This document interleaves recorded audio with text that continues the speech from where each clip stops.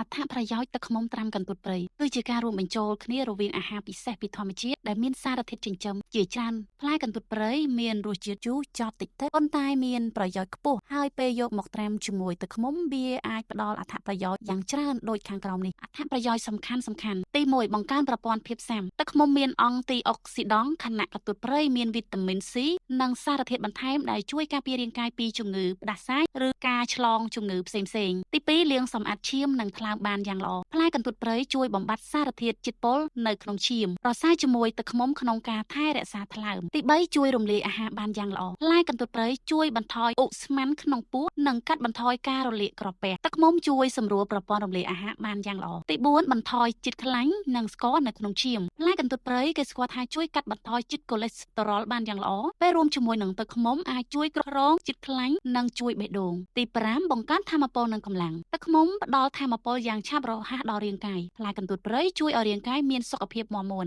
ទី6ជួយដល់ស្បែកឲ្យភ្លឺថ្លាការទទួលទានជាប្រចាំអាចជួយឲ្យស្បែកភ្លឺថ្លារលោងនិងបន្ថយបញ្ហាមុននៅលើផ្ទៃមុខជាពិសេសបន្ថែមវីតាមីន C ដល់រាងកាយផងដែរសូមអរគុណលោកអ្នកដែលបានទស្សនាវីដេអូនៃការចែករំលែកមួយនេះតាំងពីដើមរហូតដល់ចប់ជួបជាមួយនឹងនាងខ្ញុំនៅវីដេអូបន្ទាប់